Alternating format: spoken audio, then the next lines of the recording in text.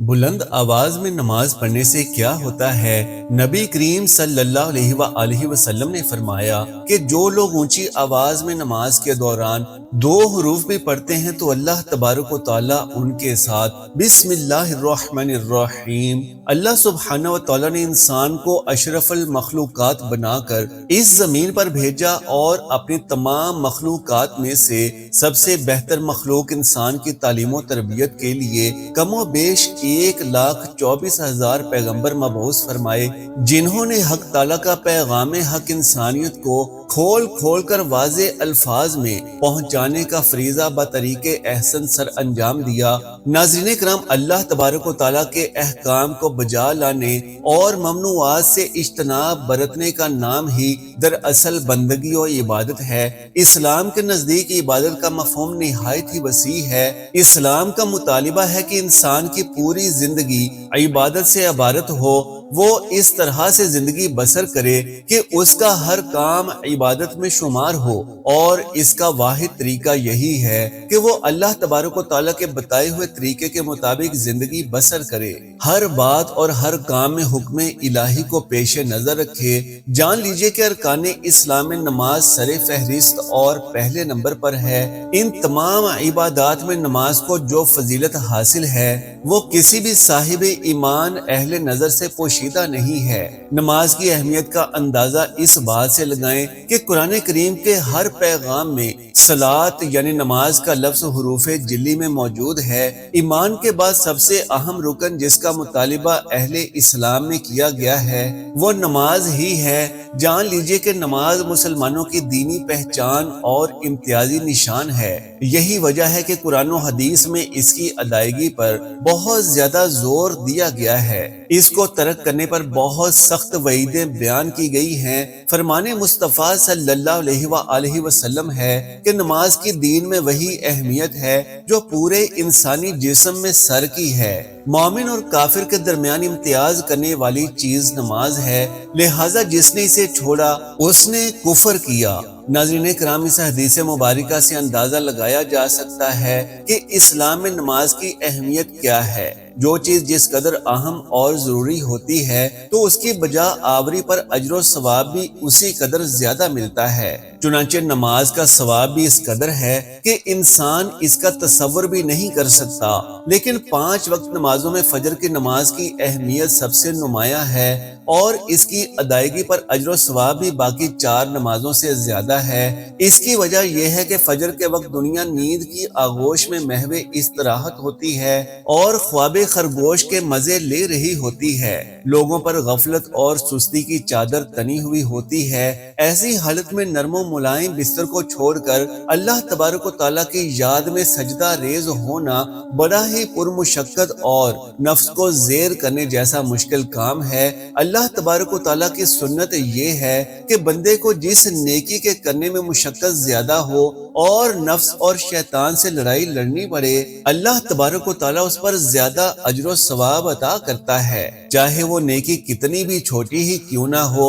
ناظرین کرام، قرآن و حدیث سے بھی نماز فجر کی ادائیگی، فجر کی قرات و تلاوت قرآن کی اہمیت واضح اور اجاگر ہوتی ہے، جس سے فجر کے بابرکت وقت اور نماز فجر کی اہمیت کے بارے میں پتہ چلتا ہے۔ اللہ تبارک و تعالیٰ نے سورہ بنی اسرائیل میں فرمایا کہ فجر کا قرآن، بے شک فجر کی نماز میں پڑھا جانے والا قرآن محسوس و مشہود ہو کر سامنے آ جاتا ہے۔ یعنی اگر فجر کی نماز میں پڑھا جانے والا قرآن سمجھ کر بغور پڑھا جائے یا سنا جائے تو وہ وقت فجر کے تمام انوار و تجلیات اور قرآنی فیوز و برکات متشکل ہو کر اللہ تبارک و تعالیٰ کے وجود اور اس کی وحدانیت کی گواہی دیتے محسوس ہوتے ہیں۔ ناظرین کرام، احادیث نبوی صلی اللہ علیہ وآلہ وسلم سے بھی نماز کی اہمیت و فضیلت کے بارے میں پتہ چلتا ہے۔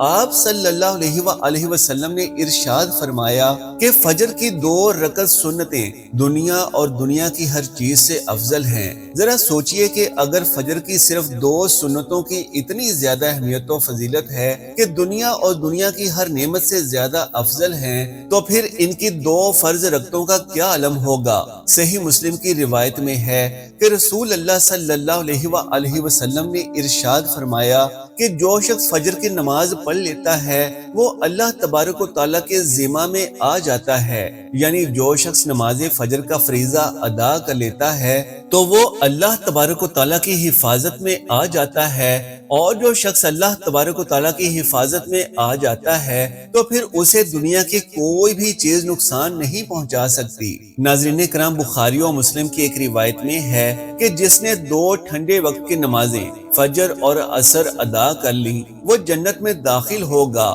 یعنی آپ صلی اللہ علیہ وآلہ وسلم نے فجر اور عصر کی نماز ادا کر لینے والوں کو جنت کی بشارت سنائی۔ ایک اور روایت میں ہے کہ رسول اللہ صلی اللہ علیہ وآلہ وسلم نے فرمایا کہ جو شخص عشاء کی نماز باجماعت ادا کرے گا اسے آدھی رات کے قیام کا ثواب ملے گا، اور جو عشاء و فجر کی نمازیں باجماعت ادا کرے گا تو اس کو پوری رات کے قیام کا ثواب ملے گا۔ بحوالہ سنن ابو داؤد۔ نماز فجر کے وقت ہماری سستی و غفلت اور کاہلی و کوتاہی اپنی انتہا کو پہنچی ہوئی ہوتی ہے، کوئی بھی موسم ہو۔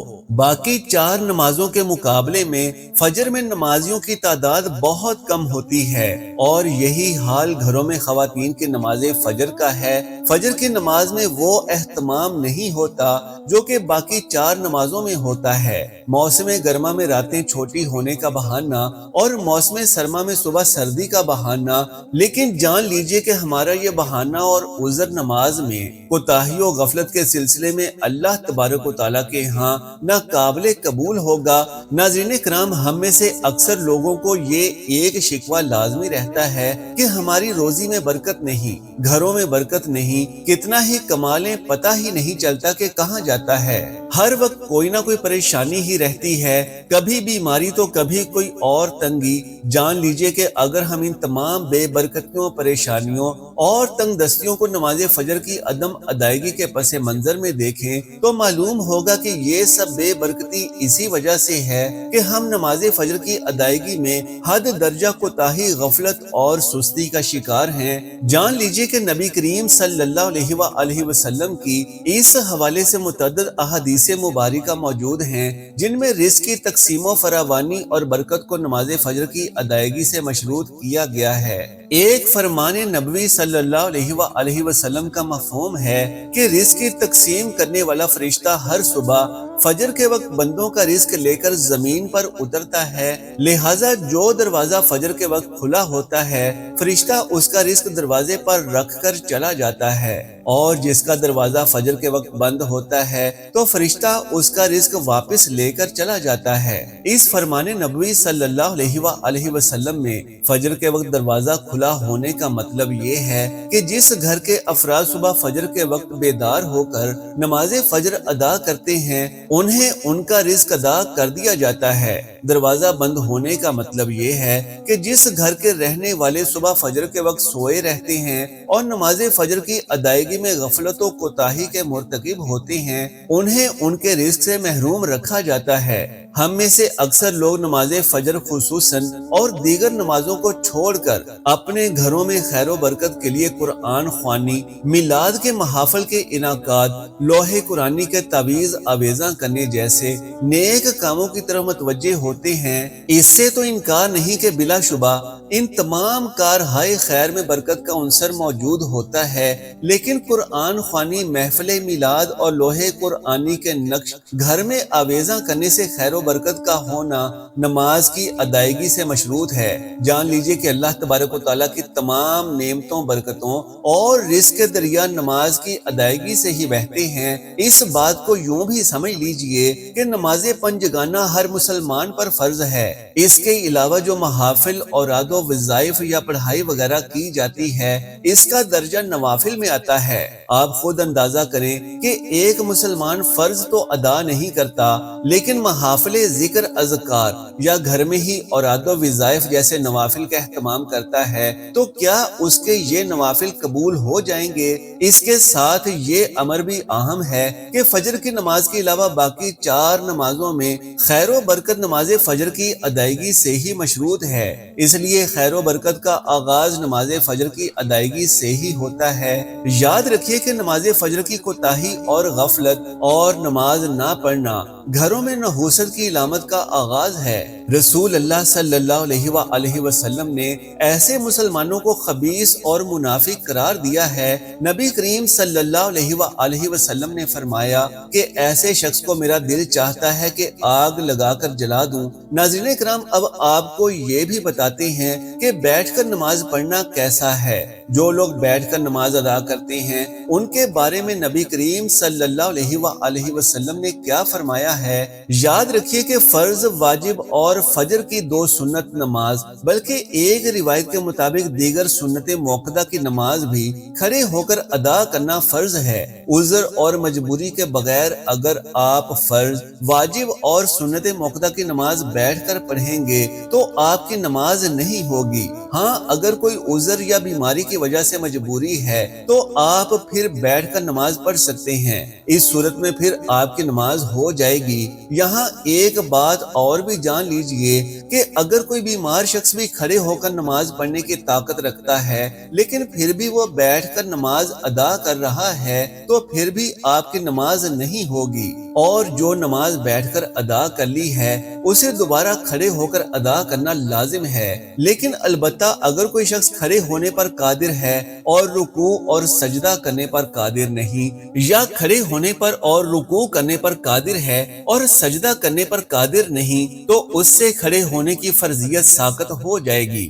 ایسا شخص بیٹھ کر اشارے سے رکوع اور سجدہ کر کے نماز پڑھے اور سجدہ کے لیے رکوع سے زیادہ سر جھکائے۔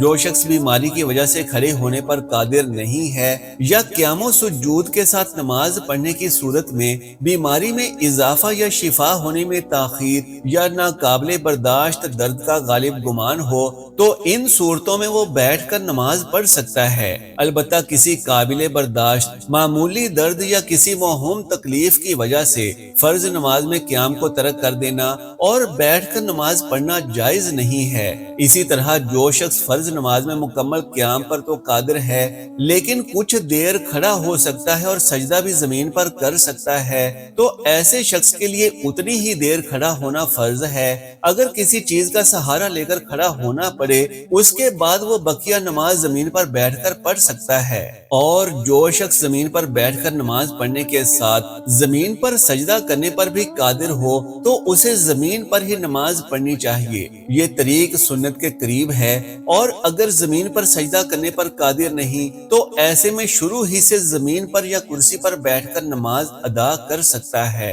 اور اس صورت میں اس کی نماز اشاروں والی ہوتی ہے اور اس کے لیے بیٹھنے کی کوئی خاص حیت متعین نہیں ہے۔ وہ جس طرح سہولت ہو بیٹھ کر اشارے سے نماز ادا کر سکتا ہے، چاہے زمین پر بیٹھ کر نماز پڑھے یا پھر کرسی پر بیٹھ کر۔ البتہ زمین پر بیٹھ کر نماز ادا کرنا زیادہ بہتر ہوگا، لہٰذا جو لوگ زمین پر بیٹھ کر نماز ادا کر سکتے ہیں تو وہ زمین پر بیٹھ کر ہی نماز ادا کریں، اور اگر زمین پر بیٹھ کر نماز ادا کرنے میں مشقت ہو تو وہ کرسی پر بیٹھ کر ہی نماز پڑھ سکتے ہیں۔